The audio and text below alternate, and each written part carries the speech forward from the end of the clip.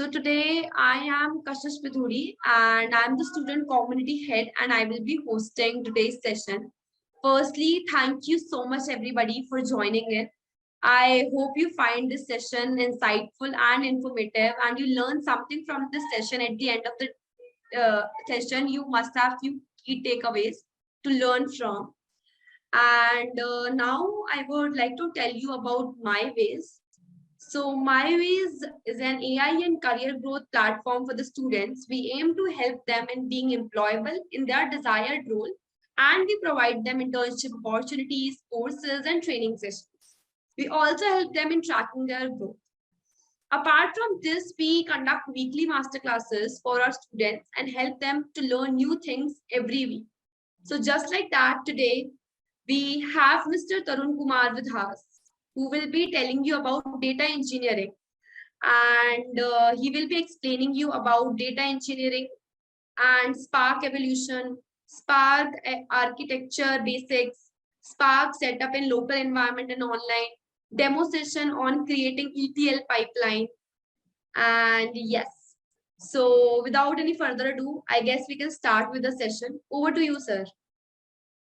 Thanks, Kashish, for such a warm welcome and explaining all these little nuances and now covering all of those. Chat, feel free to drop any questions related to MyWays uh, or the opportunities that you'll be able to get through this platform. You can drop them in the chat and Kashish will be able to answer those in this session. And anything related to data engineering, I'll be able to cover that. So as of now, I will be focusing on the basics of the data engineering and the big data platform that we have.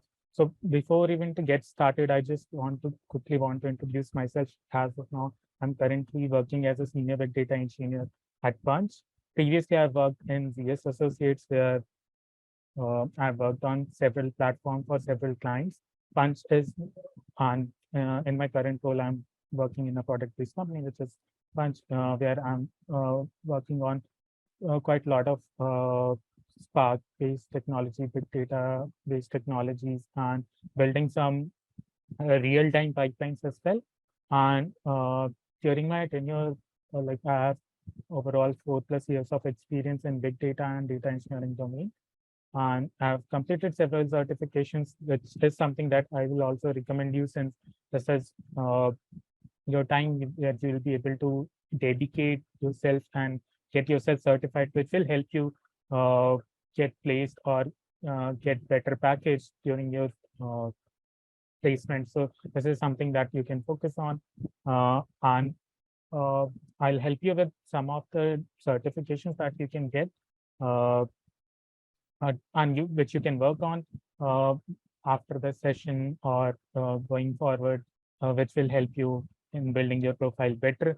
And even before entering the industry, you will be able to have certain sufficient knowledge, which will be always an added plus. Yeah. So,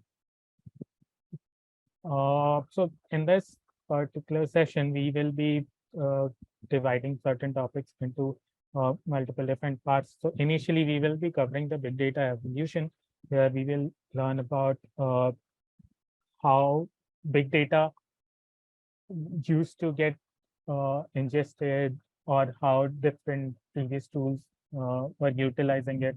And in data engineering, we will be getting to know about, and nowadays, like 5-10 years down the line, this data engineering domain didn't even existed, or even this role never existed. But nowadays, it is going to get even big.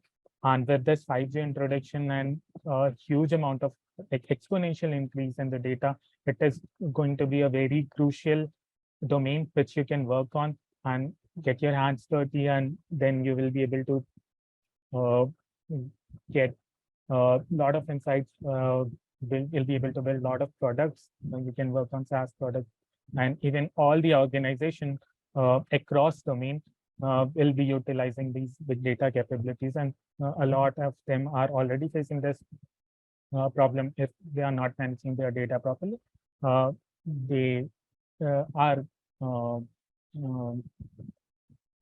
like wondering on how to manage this data these access and working on these platforms.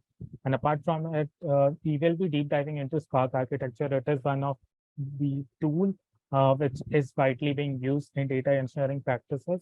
So we will be uh, getting little insights on the Spark architecture and how it works. We will not be deep diving into it, but still on a very high level, we will be able to cover how it is able to generate that kind of capability and what are its benefits over the uh, or legacy-based platform. And then we will be having a small demo where we will build certain codes. We will create our own problem statement, and then we will try to solve it using Spark capabilities. So yeah, uh, like so getting started with the data first. Our data, you must have heard, or I'm not sure if you have covered this in your databases courses, but you must have heard about 3 V's that are very important in TVMS, and that is nothing but volume, velocity, variety. And this significantly means where we will be dealing with significant amount of data, and nowadays in big data, there is petabytes of data that are getting generated on daily basis, uh, uh, because it's not just about all the activities. Like there are tons of machines that are generating these data. It could be a sense, like data generating from IoT devices, could be from your mobile phones, could be from your laptop. All the visits, all the actions that you're performing are somehow getting stored somewhere. So there is sheer volume, very high amount of data that are getting generated, and it is very pivotal to store this data and then later use it for your uh, different purposes on enhancing your product, getting valuable insights from it. So volume of data is as of now is increasing exponentially, and it will keep on increasing, and there will be a lot of changes that will keep on evolving your pipeline, your infrastructure to able to support that kind of volume in the future. And the next thing is about velocity, where data is moving from one place to another. So that means if you're ingesting data in a batch mode or streaming mode, so batch mode where you're getting files on daily basis, weekly basis, hourly basis, anything of that sort. Or if you want to process primarily your IoT data, your sensor data is something that you want to process it immediately, and even your to some extent your transaction where you want to identify uh, any of the uh, fraud activities that are being carried out on your credit card. So on those uh, data where we are ingesting it at the streaming level, we will be considering it as its own velocity, and then how we are moving these data across our different use cases. And then there are variety of the data, so it does not get limited and in text itself, there is again a lot of variety where you will be ingesting CSV, you will be ingesting your JSON format, Octoberr, NDJSON. There are tons of different formats of data that are available just in text format. Similarly, this goes in wider range where you will be having your data in audio format, video format. You are being using Netflix services. So this is nothing but where you are streaming or fetching these video data and consuming these video data. So there is a variety of data. And there is a fourth V, or which is on an increase side, where veracity and value, the quality of data that you are getting. So it's not going to be the case where you want to have all the data and where you will be able to uh, getting all the insights. There will be certain framework or certain expectations that you want to have on certain data in order to extract that kind of insight from that data. So you will always need to apply certain quality checks on these data. Imagine if you are building some of your platform where you wanted to add certain recommendation for any user, but in your data which you are receiving, where any actions is being performed by any user, which in the past, which movie or series they have seen in the past. So based on that data, there could be chances where sometimes in that data itself, the user profile information is missing, or certain other specific fields is missing, which is very much necessary for your uh, models, where you will be uh, getting these insights for any specific user. So user is that specific field. If that is missing in your data, you do want to scrap that out and then process only the relevant data. So this is where we will be uh, cleaning or standardizing these data sets for further usage. And then what kind of value that you will be able to extract from that data by extracting the valuable insights by putting it into different demographic locations and seeing your sales number increasing and based on analyzing different factors which are affecting your sales, your growth, and all that is something that you will be able to fetch. And then on top of uh, these insights, you will be taking certain actions which will be healthy for your organization to grow in future. So uh, these are the basic things that you need to know before getting into the data. And now just covering how the life used to be before big data. So in the legacy world, or by that I mean like during 90s or 200s time, how it usually get to manage. So initially, mostly instead of data engineers, we were used to know as ETL engineers, which generally means extract, transform, load. And there were very limited set of data pipeline or data transformation tools that were available, uh, and have just extracted a few which I have worked on or have seen. So Informatica and Talent are among those platforms where you can ingest you used to create certain pipelines on top of these by reading data from your DBMS system, ex- transforming it, and then loading it into your data warehouses.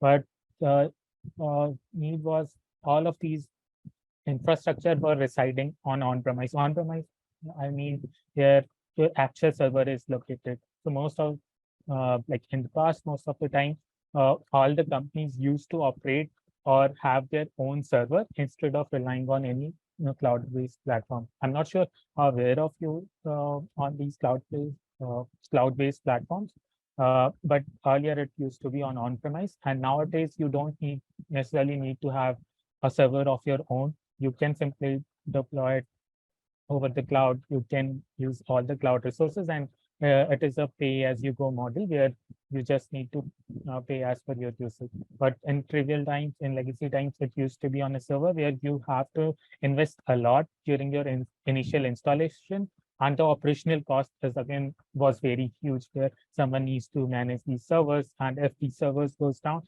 there was a very high uh, uh, tolerance where you may lose your data in future. So this is something that they used to uh, uh, face a lot in those times, and it was like quite difficult in that aspect.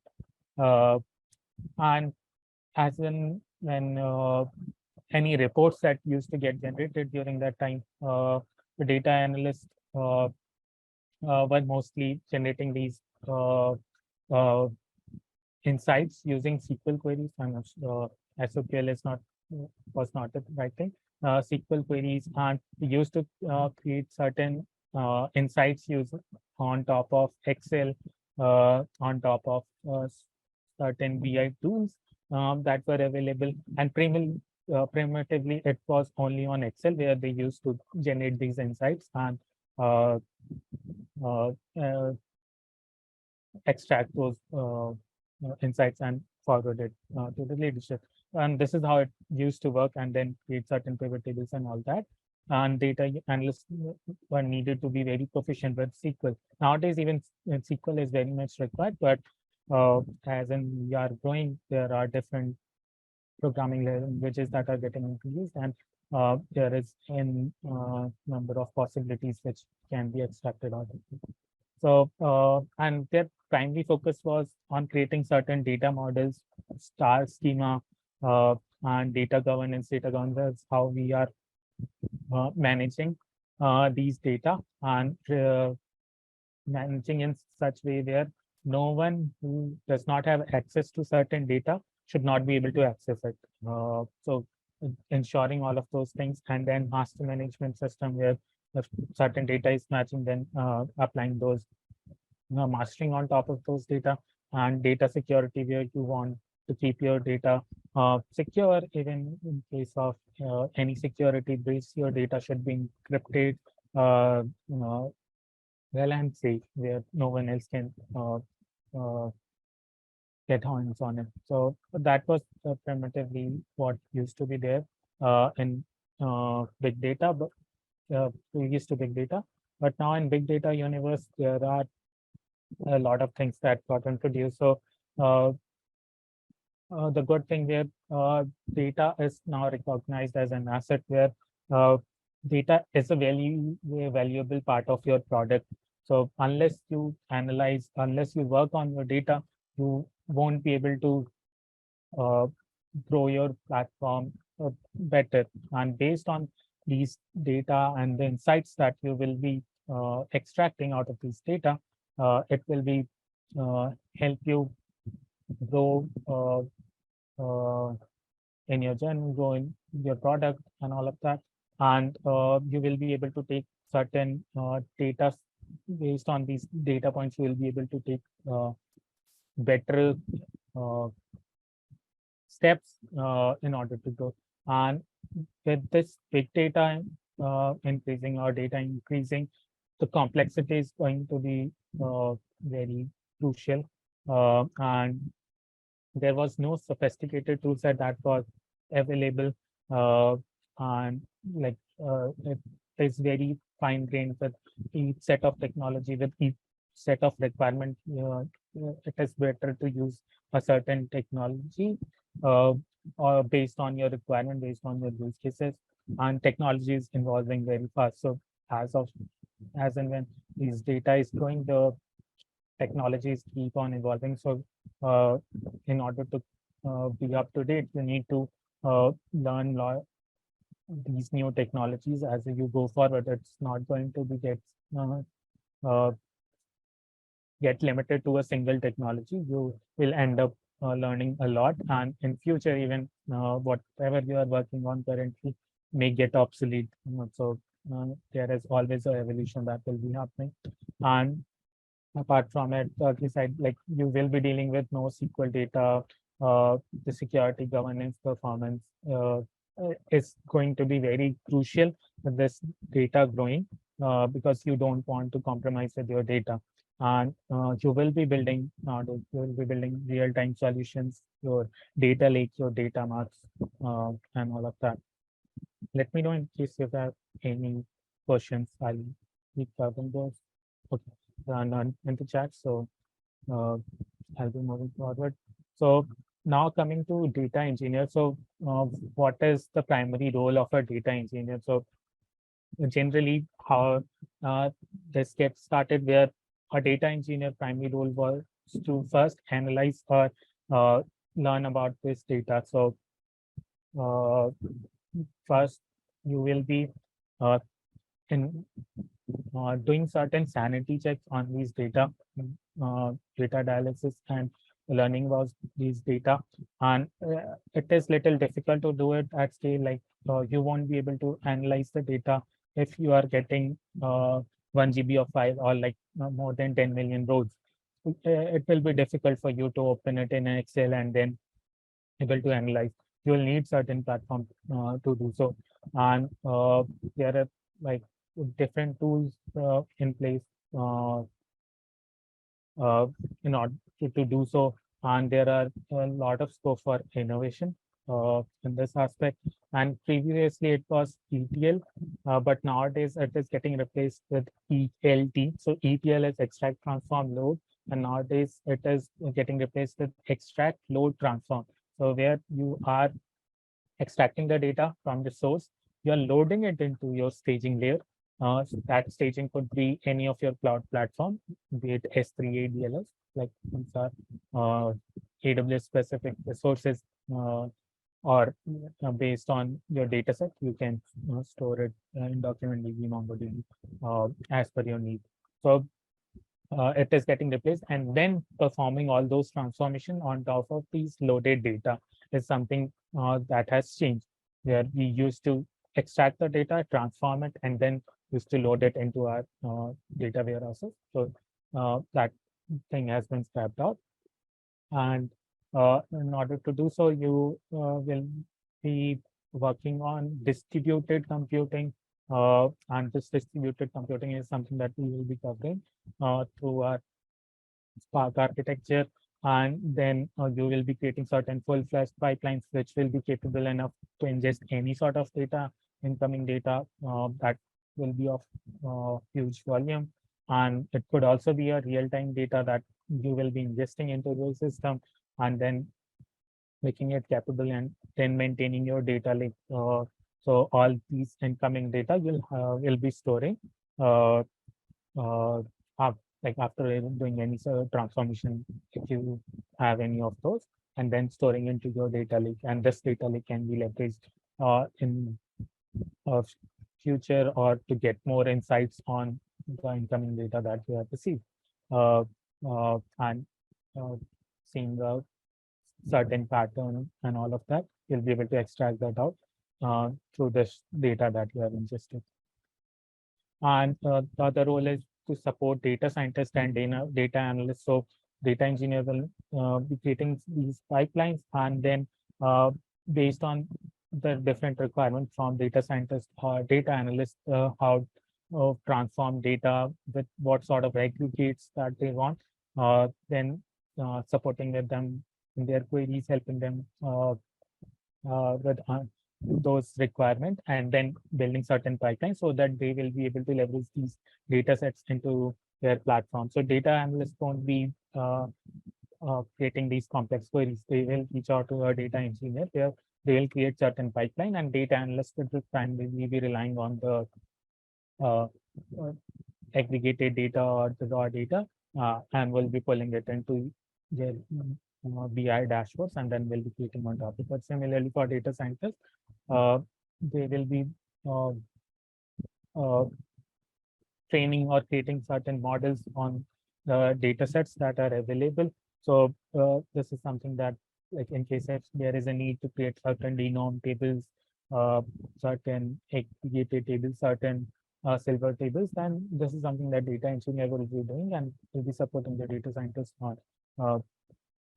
productionizing and ingesting it into a certain model, which will be used to for n number of ways for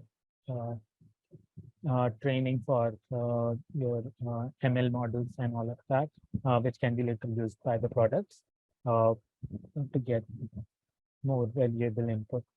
And then whatever the code that you will be building around these data pipelines, you will be adding certain algorithms. Like it will not be a one-on-one ingestion. It will always be a complex pipeline that you'll be creating, and during that creation, you will also be ensuring that it will be able to support at the scale. It will be able to support different use cases, and all of the changes that you are performing should not break any of the other pipeline. So all of that is something that you will be maintaining and creating. And then you'll always have to keep one thing in mind, that your data or the pipeline that you are creating should be optimized, be it processing time or be it cost, because both of these are very crucial. You don't want to run your pipeline which runs for an entire day. You want to get it finished in a certain time. And also you want to keep the cost metric low, so that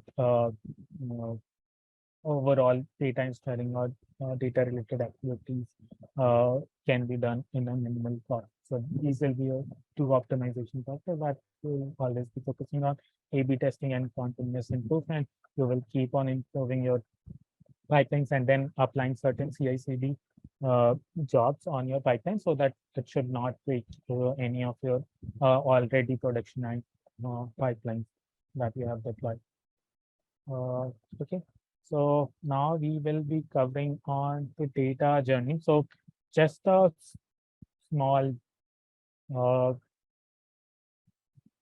uh, view that I have created. So yeah, it could be possible that this data can be coming from any type of system. So it could be an OLTP system. It could be coming from different file systems, coming from certain APIs, certain message streams, some third-party platform or public data feeds. Like this is generally wherever you will be ingesting your data from, and then uh, in this data, right from extraction and then ingesting it into your platform. So this data platform is nothing where you will be ingesting your data.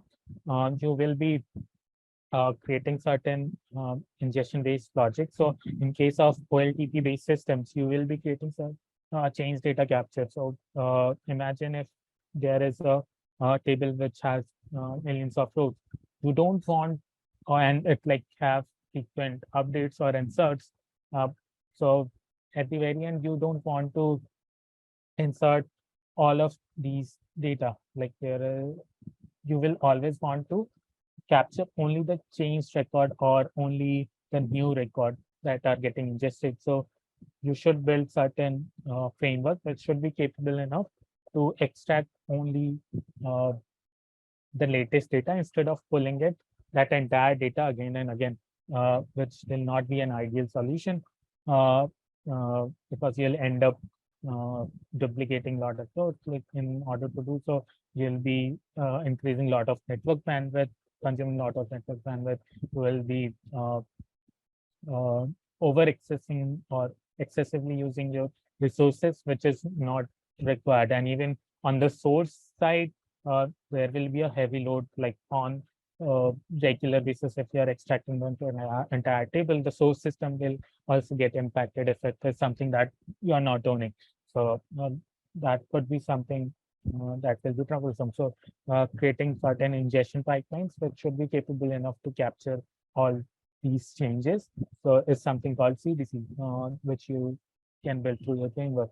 And there are certain different tools that are available in open source, which you can leverage in order to do so. Same thing for the same data capture.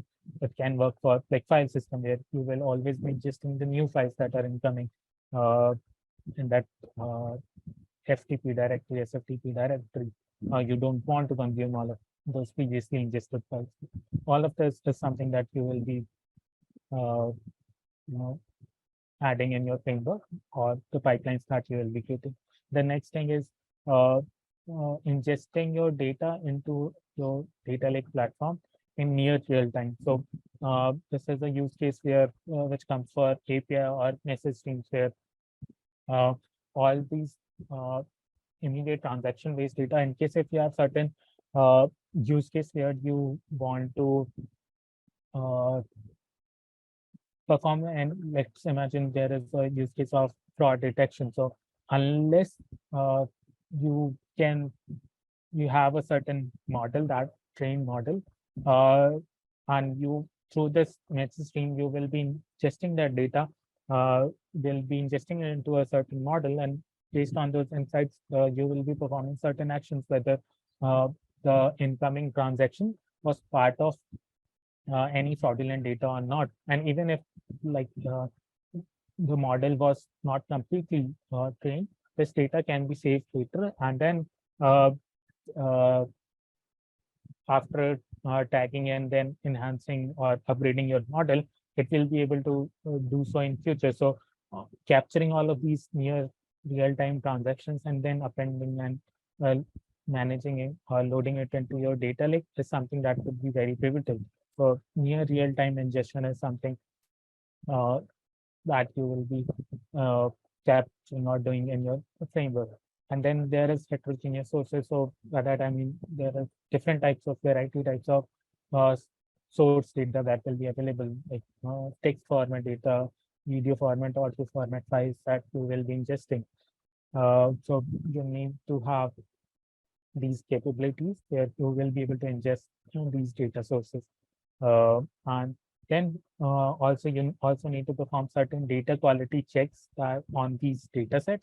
So imagine initially we talked about if user ID is not present for any specific data, and it is of not much of any use. You can request the source system to resend or sanitize or standardize this data before sending it for the consumption, and then removing all of the using these data quality checks, removing these data sets so that it does not break any of your downstream system. So it could be any ML model, any pipeline that expects this user ID, it should not break those pipelines. So it will be very crucial to add these data quality checks before ingesting it into your data platform. And in your data platform, you will be having uh, or these different uh, operations will be performed. So you will be having one data lake that is nothing but your raw data store here. Whatever was available in the source data, it will be completely sort of a replica of it in this raw data store. So in future, you will not be connecting to your source system and then querying these data sets. You will be creating your own raw layer, which will have these raw data, and you can make it like in a cold store because you will not be extensively querying it. But in case of if you are interested to uh, fetch any historical data or even the ground level transaction data, then this raw store will be uh, uh, very useful. And even for all the logs that are getting generated, you can store them in this raw data store, in the same format that here you have received these data from. Then performing your ETL or ELT based transformations, and then loading it into your silver gold layer, or you can call it your dimensions and facts by transforming it these data, and then creating certain tables that can be leveraged in later platform. And then ensuring data governance. So whosoever is having access to these data sets, only those will be able to query these data. Other than that, no external vendor or external party user should be able to access these data sets. This is something that you will always be ensuring. It does not have a public access enabled by default. All of these things you need to ensure. Then maintaining data catalog or metadata. So nowadays data has grown so much, even the metadata is growing in GBs or uh, of huge files. So managing these metadata, these catalog is also very critical. And based on these catalog, it will be a very uh, uh, go-to based platform or tool where you will be able to get to know about the data very immediately. So imagine if you have created certain uh, uh, tables, dimension, and facts, but unless you uh, like query and see the data, what sort of data, and imagine if you only find IDs associated in those dimension and facts, you won't be able to correlate it. But with the help of a catalog, which will explain about all of these different columns and what sort of data it actually holds, what, sorry, what sort of relationship it has with other different tables, is something that will be very pivotal. So this catalog is like can be used as a data discovery tool where you can analyze these metadata, and then you can associate certain different metrics which will be very difficult for you to understand through the data itself, raw data itself. So this is something that is also going, you can keep in mind. And then creating an analytical platform on top of these data where you will be creating or transforming it so that it can be ingested in certain BI dashboards. And then the other thing is your deployments and quality engineering. So all of this in this data platform, you want to keep a continuous integration, continuous deployment cycle where you will be ensuring that all of the improvements that you are making on your framework or your on your data pipeline should get integrated with other pipelines as well without interfering or without hampering uh, their pipeline.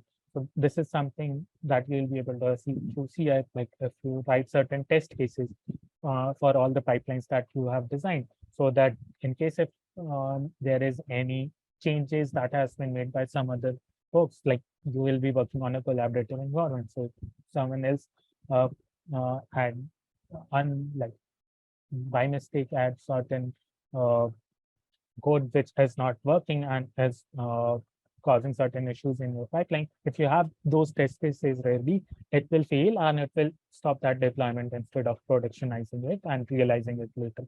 So ensuring all of these and then deploying it to your production platform again in certain downtime you can device or you can do a seamless deployment and integration while productionizing it is something that you will be able to achieve with a different tool set that you will be having.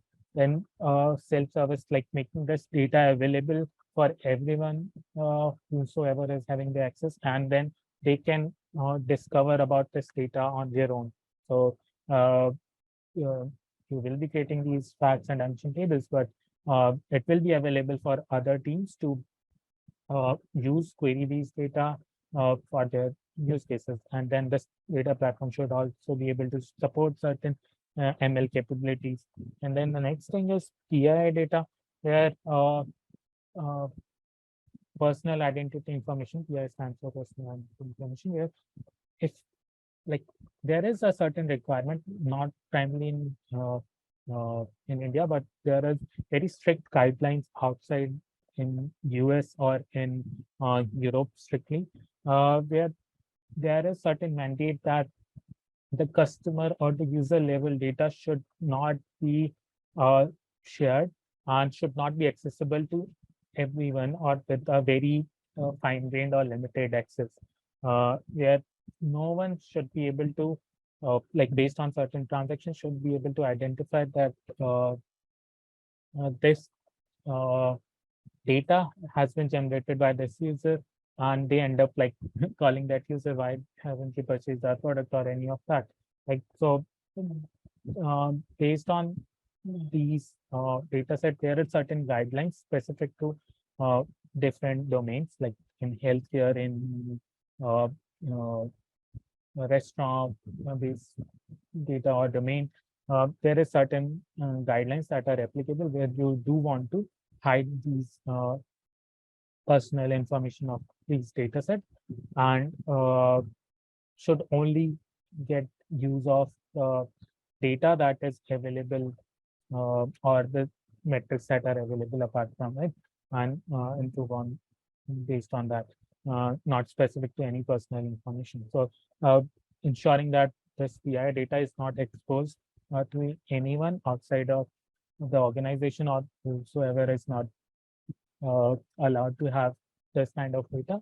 And other is access management, where you will be again ensuring these external vendor access or your internal user access using different management system you have for your platform. And then this consumption layer can be where it can be used by any downstream system. We can ingest it through certain imagine if you have created certain panels, like if certain users which have gone to certain uh,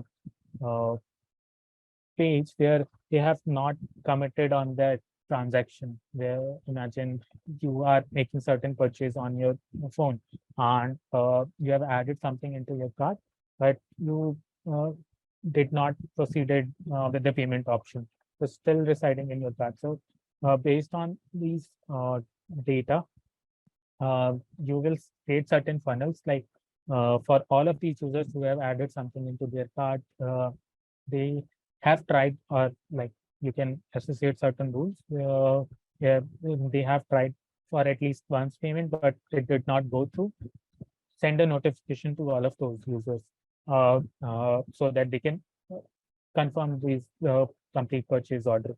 So using this funnel or that we can create on these data sets that are available to you, and then consuming it and then integrating it with your product, where your notification will be shooted out to all of these mobile users, where uh, we can perform this action which they have particularly missed that out.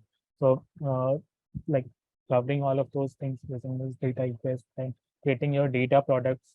So you can create certain insights, you can create certain data specific uh, product which can be integrated uh, in your platform. Uh, your recommendation engine and all of that is something that will be integrated with these data products.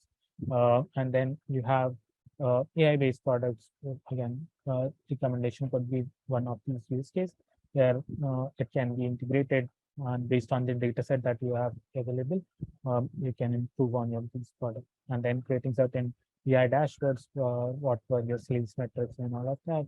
Data exploration, again, the data sets that is available to you, what all possibilities, what all based on these insights, what sort of decisions that you can make in order to keep going. So this is something that this will be covered. Uh, this, sorry.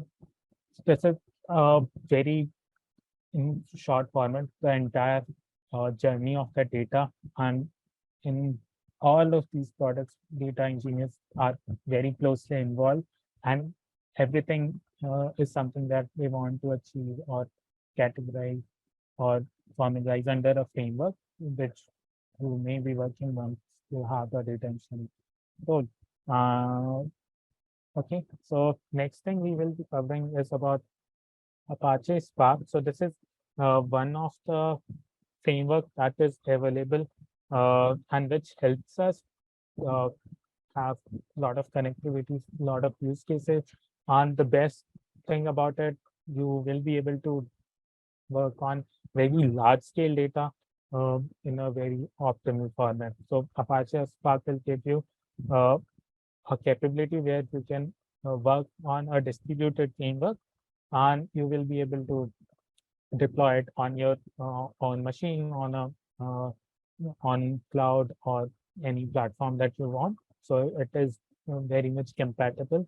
And although in your local machine you will be having very limited memory, so but still you will be able to deploy, you will be able to create your pipelines on top of it, and then later deploy it in a distributed architecture system where you will be having your master nodes, single nodes, which will be doing the job for you. We will be covering those up in the next slide.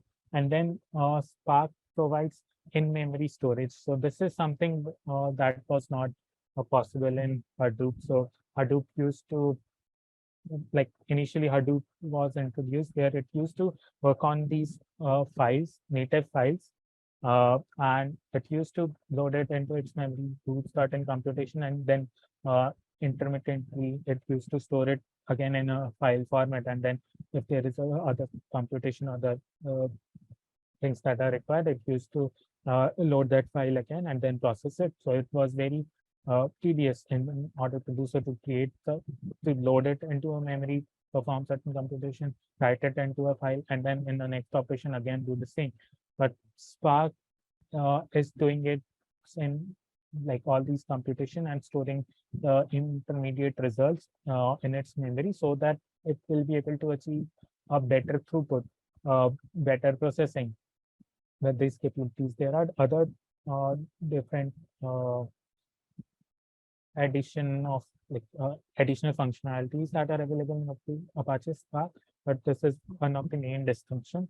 which makes it very fast compared to Hadoop MapReduce that were available. And it also comes with a lot of frameworks that are available or libraries that are available where you can create your machine learning models very quickly because you have certain we can say algorithms available whether like with certain library you should import and you can start training your model immediately.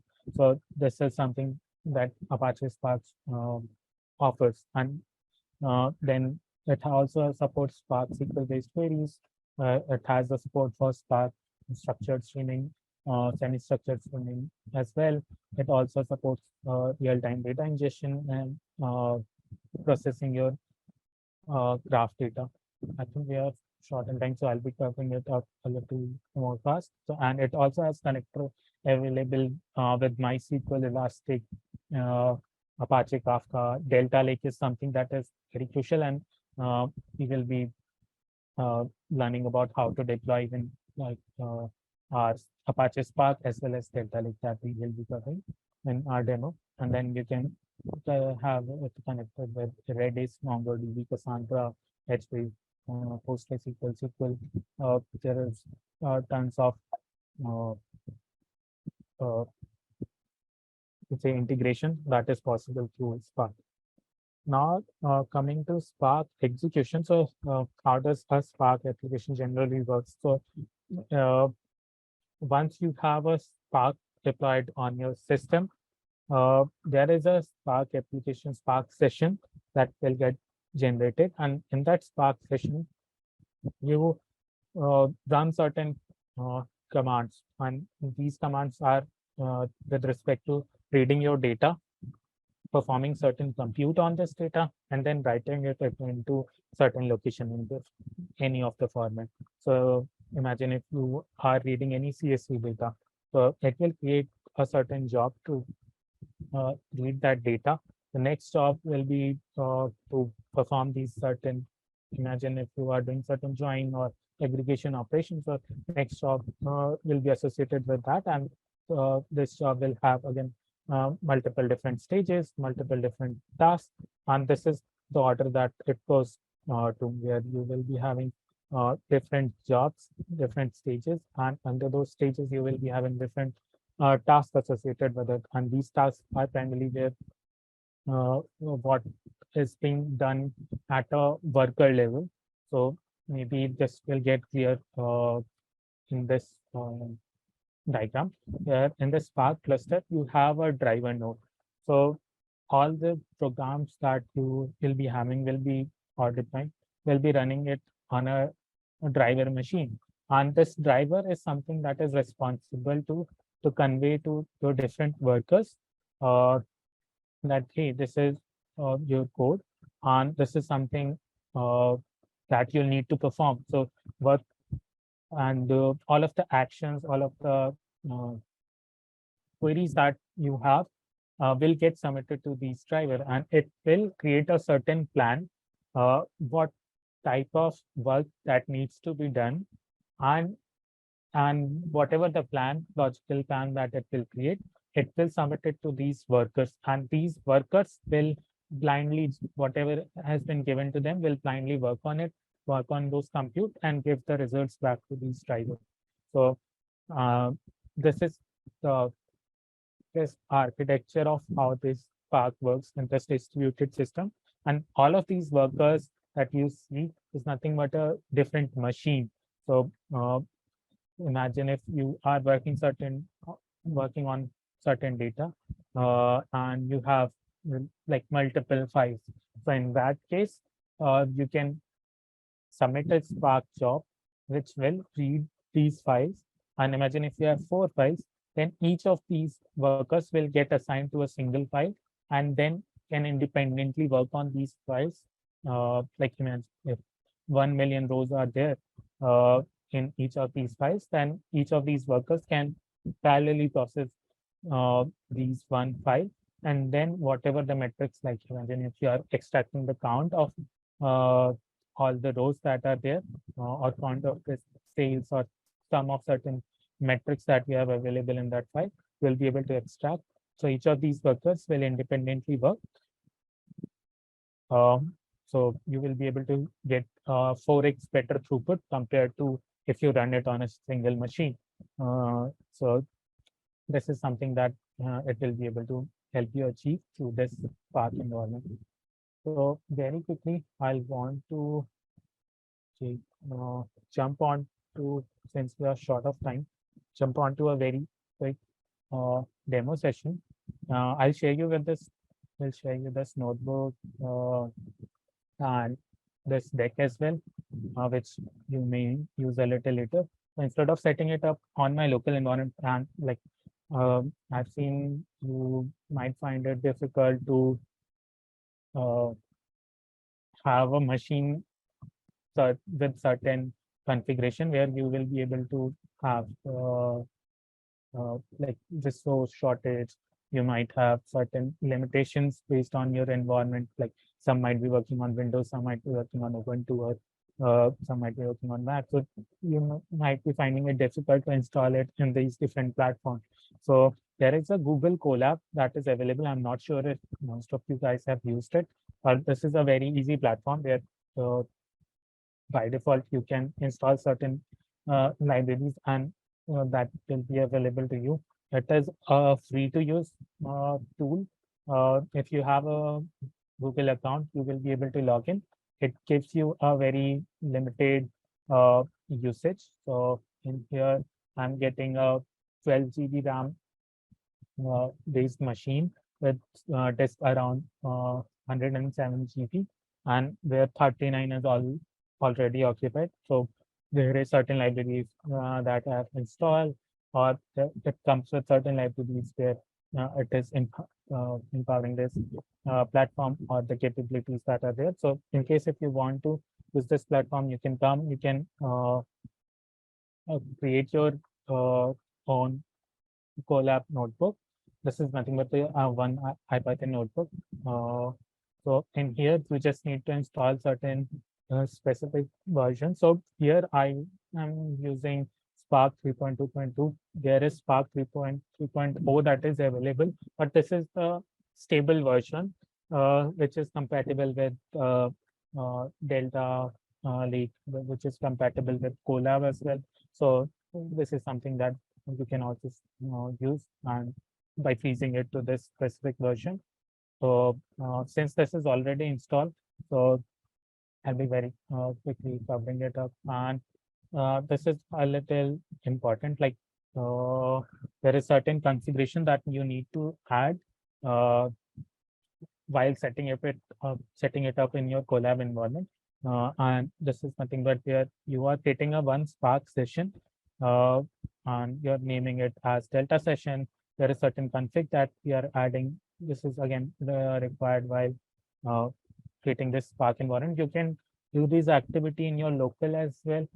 It is possible to do so, but you may find certain difficulties with these different versions. Might be incompatible with your Python version that is installed on your system.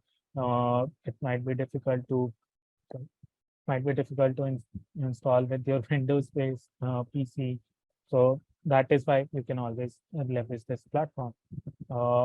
And there is certain documentation that I've also added. You can go through it since we are short of time. So I'll be very quickly like covering few important things, and then if needed, you can have another session in future. But for the time being, I will give access to this notebook to all of you so that you can refer it on your own and work on the assignments or create the questions as per your need. So running this query. So it is as of now. Just a second. Let me pull this up as well.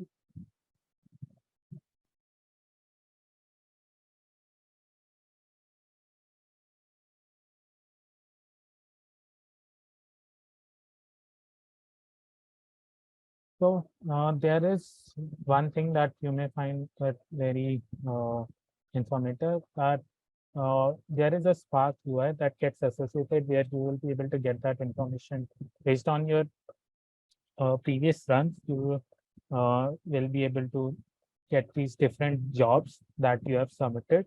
And if you explore around these jobs, you will see certain DAGs, you will see. So this is like one example I'm showing you up in here, where it created two stages.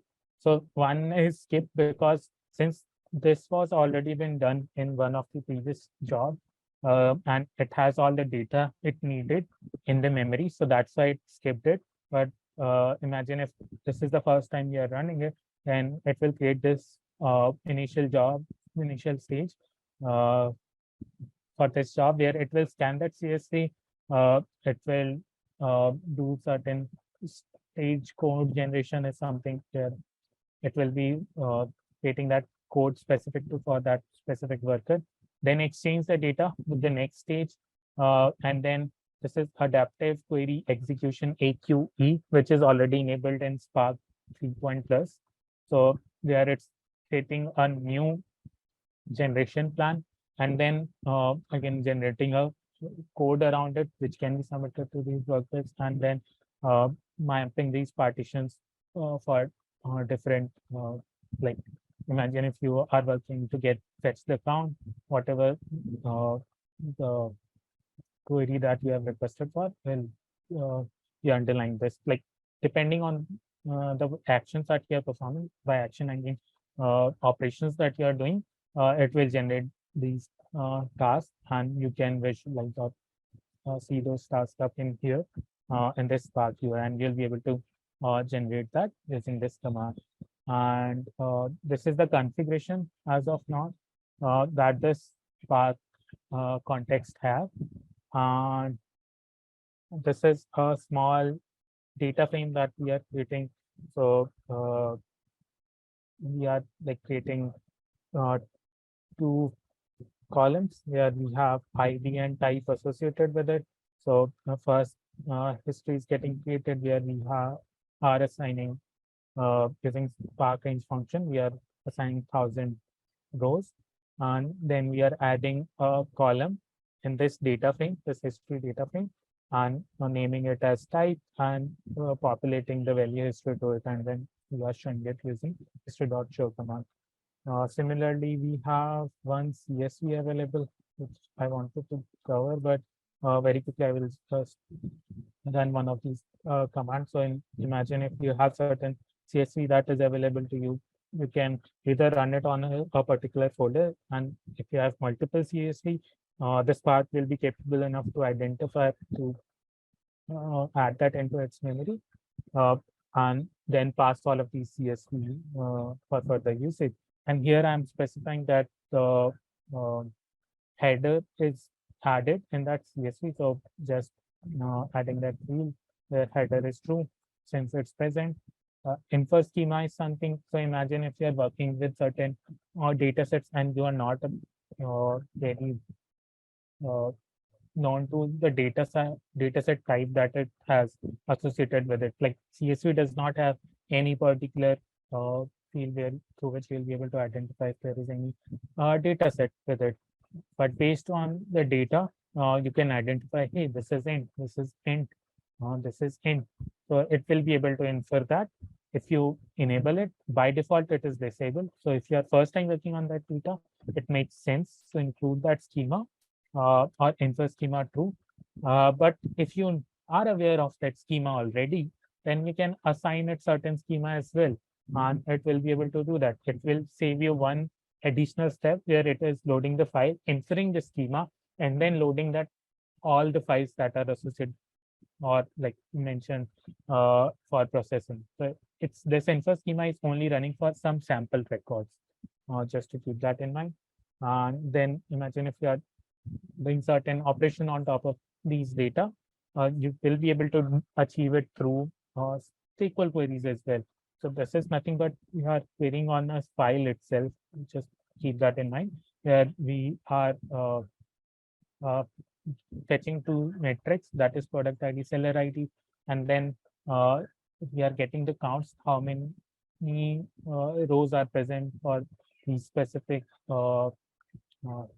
table. So imagine if we want to see the actual data, then we will be able to do it using, like we can also do it .df.show, which will simply show us the data. So this is the order ID, product ID, seller ID, date, and number of pieces sold, and some raw bill text that is randomly generated.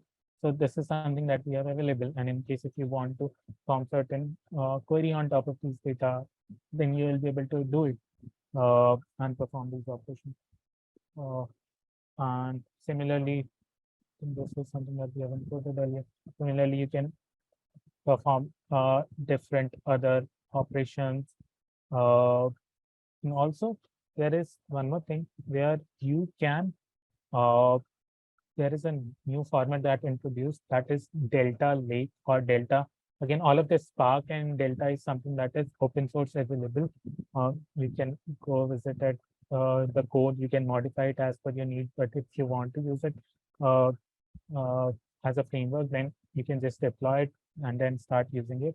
So as of now, previous to this Delta, there was no ACID capabilities. By ACID, I mean you won't be able to update, insert, you'll be able to insert, but you won't be able to delete certain rows that are already there in your file. But with the Delta introduction, it now also supports ACID properties where you will be able to update certain records. You'll be able to delete certain records. So all of those capabilities are available in the files that are denoted by Delta.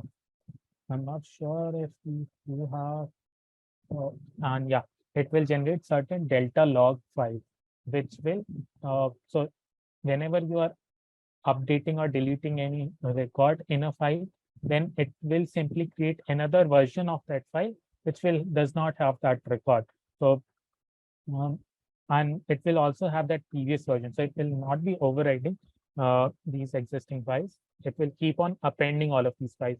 But there is a transaction log that will get generated that the latest version only have, like, to remove this file from this latest version and only include this one. So all the data that you will be querying on or querying on this table will only get reflected from this table. But in case if you want to time travel, what data that you have deleted, you do want to see, then again, that is possible through this Delta, where you can specify a previous version and you will be able to get the record from this file. Or like in here, if you'll see, this is version 0, this is version 1, and similarly, there are multiple more update operations that we will be performing. It will create more of these versions, and then you can query any of the previous version and you'll be able to time travel and then get the data of that previous value. So all of that is available in this notebook. I'll recommend you to go over it with the interest of time. I'll stop here. And in case if you have any questions, please feel free to drop or unmute yourself and ask. Otherwise, we will yeah, for in future sessions.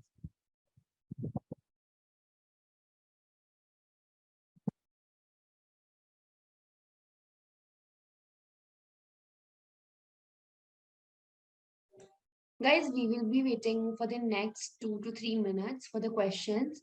So if you have any questions, please ask. How to set up collab?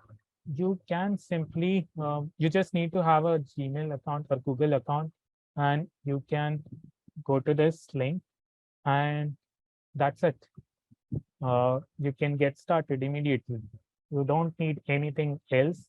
It is free to use, although there is a premium version available. But since I'm assuming that all of you are nothing but students, you don't have any money to buy this premium products, you can use this platform, and like it will add one of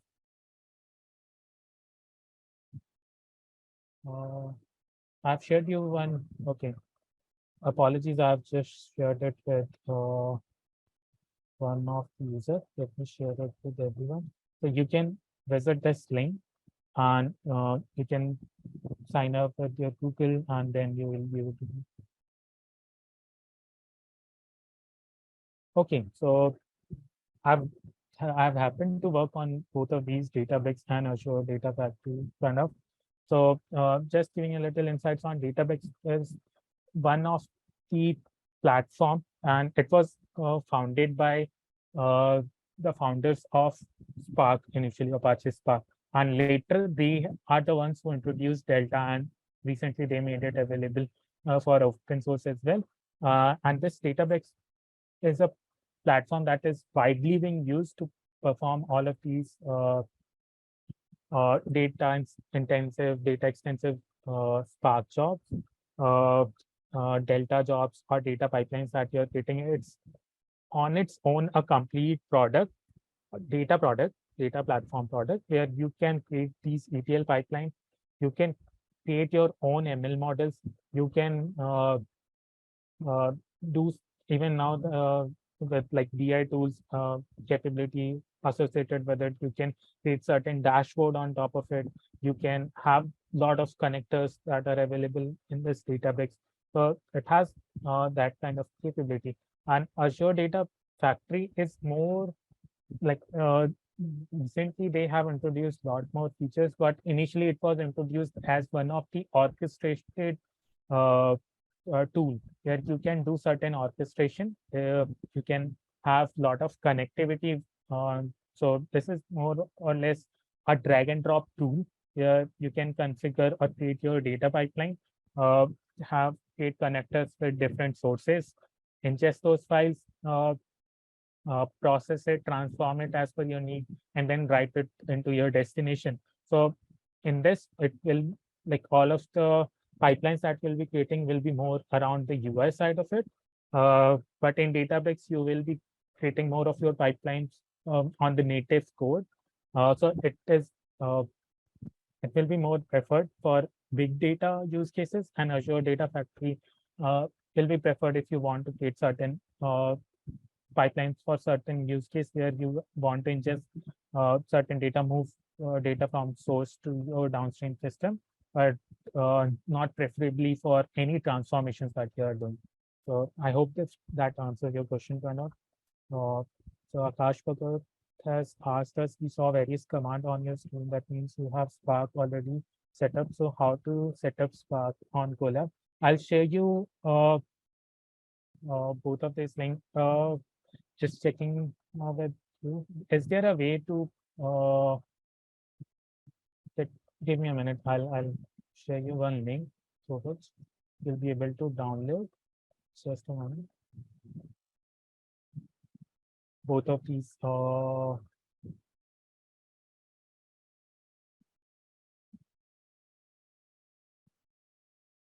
Okay. So in this collab note, okay. Again, I've shared it with Ashish. Okay. Let me share it with everyone. So just download this collab notebook. You'll find the PPT link as well as my LinkedIn or this collab notebook itself. You will be able to download it. Since it will be view only, so I'll recommend you to create a copy of it uh, in your uh, collab notebooks, and then you can customize it as per your need. But going forward, I will be customizing this notebook for better use cases. So you can revisit this link in future, and I'll standardize it. I'll add more details into it, which you may find it. So Vidit is asking certification suggestion. So uh, um, for entry level, I would recommend you to first learn certain cloud platforms, and for that you can go for any preferred platform if you have for AWS based that certification, and it has uh, uh, a I might be forgetting that name, but I don't recommend you to go for like uh, developer or associate architecture sort of certification. It goes into very depth, but initially you can go for these AWS based certifications. I know these will be like little costly, $100, but if you have that certification with you, it will be a very added benefit for your placement. You can have an extra edge over all the other candidates because you have that certification. And if you're very much interested into getting certified in Spark-based things and very much targeting data engineering role, then I would suggest you go for Databricks data engineer certification. This is something through which you will be able to outshine, and not even in this data engineering domain, lot like almost like 5 to 10% of the people have been done it. So it will give you a very good edge, and it will help you learn all these concepts. Like while getting this certification, you will be working on this Spark architecture and all of that. We have learned, we have covered the Apache Spark architecture, Akash, but PySpark is something that we have demoed in that collab notebook. Although the Spark has capability to, or you can use it for using with different languages, with Java, with Scala. Scala is like that primary language in which it was initially introduced. And PySpark is something that is very user-friendly, very small in type of code or anything, and it has a lot of frameworks available. So this is something that you can use. And then there is a added querying language Spark SQL, which can be integrated with again Scala, PySpark, and all of that. So yeah, any more questions?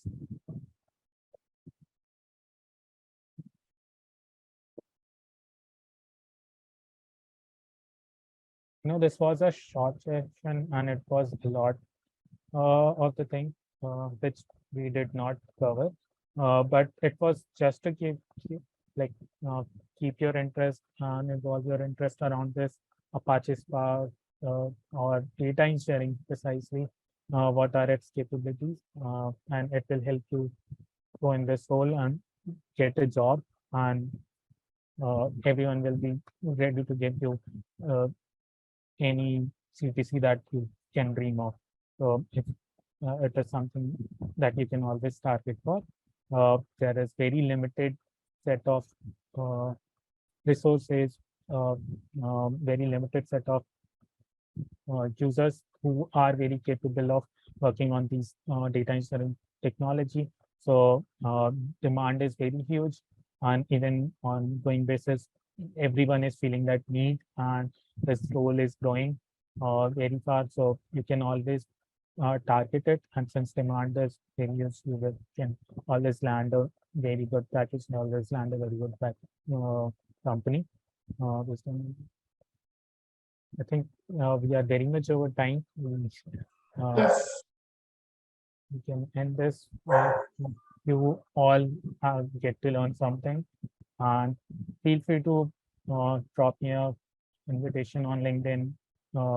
We can stay connected over there.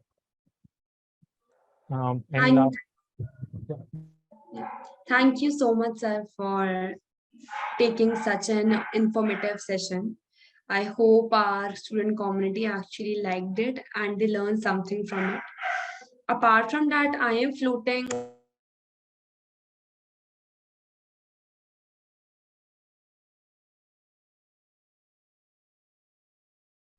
can't hear you. Are you speaking on mute? I hope I'm audible. Now you're audible. All right. Thank you so much, sir, for taking this session. I hope our student community found this helpful and informative. And thank you for your time, everyone. Apart from that, I have sent one Google form in the chat section. You all are requested to fill. It is a feedback form for this session and the interest for the upcoming master classes and our My Gurukul program. So I'll tell a little bit about it. So in My Gurukul, we have our hiring companies at one end and the students at another end. So the student has to give one test and we get help them to get placed in their desired role and company. So through that, you guys can give a test and get it there. So you guys can fill the Google form. We will be sending you the mail regarding the same. Thank you so much, everybody, for joining in. Thank you so much, Mr. Tarun. Thanks, everyone. Have a nice weekend. Hope you guys had fun. Bye-bye. Take care. Right. Thank you. Bye bye.